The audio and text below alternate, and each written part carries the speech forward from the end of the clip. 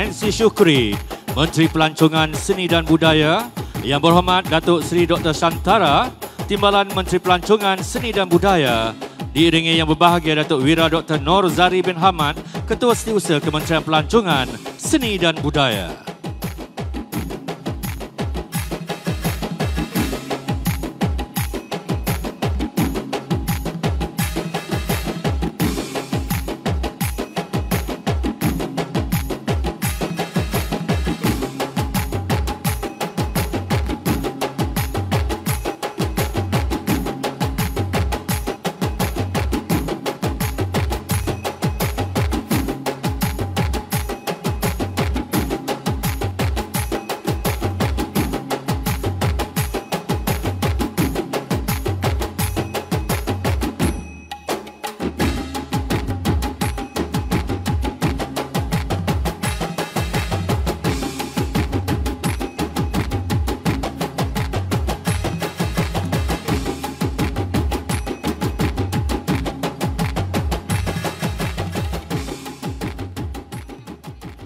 Sirih berlipat, sirih pinang, sirih dari Pulau Mutiara.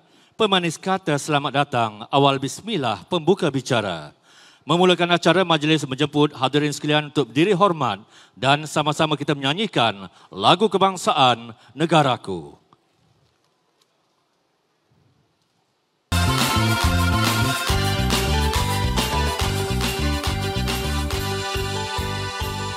Apa ditatang buahku ini, elok segera dicuba manisnya.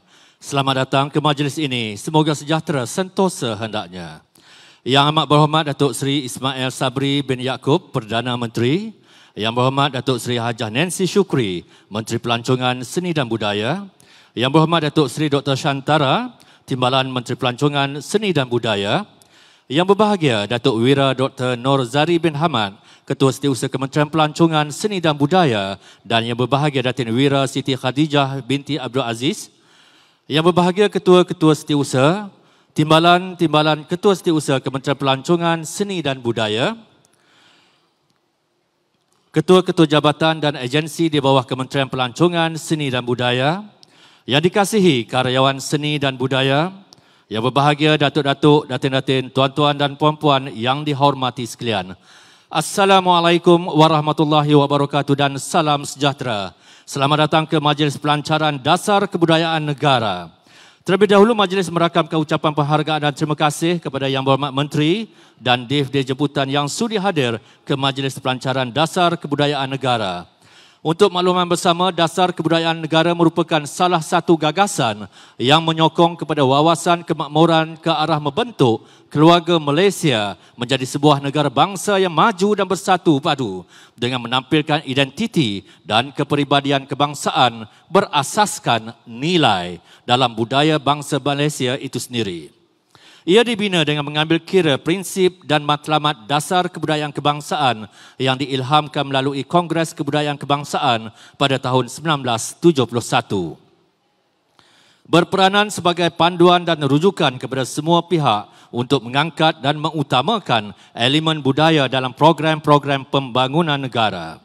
Untuk makluman jua, majlis malam ini turut disiarkan melalui penstreaman langsung di media sosial Kementerian Pelancongan Seni dan Budaya serta agensi-agensi di bawahnya.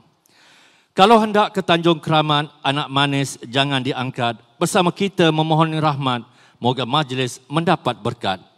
Untuk itu dipersilakan Yang Berbahagia Datuk Tuan Asmawi bin Tuan Omar, Imam Masjid Wilayah Persekutuan Kuala Lumpur untuk memimpin bacaan doa. Dipersilakan. DIF-DIF kehormat dan hadirin yang dihormati sekalian, sesungguhnya dasar kebudayaan negara dirangka dengan mengambil kira hasrat serta intipati yang terkandung di dalam Dasar Kebudayaan Kebangsaan 1971. Ia telah mencatatkan pelbagai sejarah berkaitan kebudayaan, kesenian dan warisan negara.